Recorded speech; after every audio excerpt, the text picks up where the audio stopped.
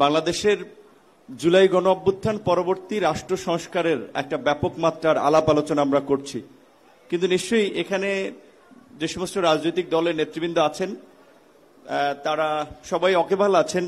অনেকগুলো দলের আলাপ আলোচনার ভিত্তিতেই হয়তো এক্সপোজারটা বিএনপি করেছে, কিন্তু সকলের মতামত নিয়ে এবং সকলের সিদ্ধান্তের আলোকেই বিএনপি প্রথমে 10 দফা, সেখান থেকে 27 দফা এবং সর্বশেষ 31 দফা রাষ্ট্র সংস্কারের একটা রূপরেখা বিএনপি ক্ষমতার বাইরে থেকেই অন্যান্য রাজনৈতিক দলগুলোকে নিয়ে দিয়েছে।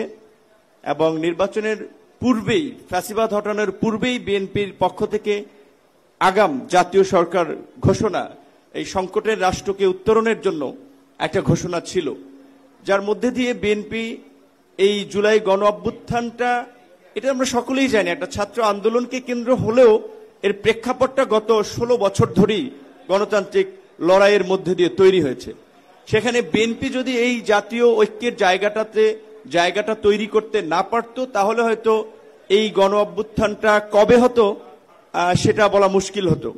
বিএনপির এই সংগঠিত জাতীয় ঐক্যের রূপের ফলেই কিন্তু আমরা সকলে সম্মিলিতভাবে ফ্যাসিবাদের বিরুদ্ধে রাজপথে রুখে দাঁড়াতে পেরেছি।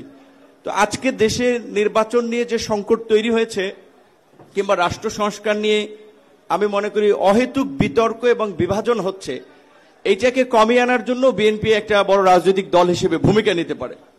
সরকারকে রাজনৈতিক দলগুলো সহযোগিতা করছে বিধায়ী সরকার স্মুথলি যতটুকু রাষ্ট্র পরিচালনা করতে পারছে। সংস্কারের প্রশ্নেও বিএনপিকে আমি মনে করি একটা ভূমিকা নিতে হবে। কোন কোন জায়গায় বিশেষ করে রাজনৈতিক দলগুলোকে নিয়ে ঐক্যমত্য তৈরি করা যায়। সরকার অনেক ক্ষেত্রে পারছে না, সেই বিভাজনটা আমরা দেখছি যে সরকারের উপদেষ্টাদের বক্তব্য এবং সরকারের কিছু পক্ষপাতমূলক আচরণের কারণে কিছুটা বিভাজন তৈরি হচ্ছে। বিএনপির এখানে বড় রাজনৈতিক দল হিসেবে রাষ্ট্র পরিচালনার অভিজ্ঞতা রয়েছে, এখনো সরকারকে সুপরামর্শ দেওয়ার এবং সঠিক পথে পরিচালনার ক্ষেত্রে আমি মনে করি তারা ভূমিকা নিতে পারবে।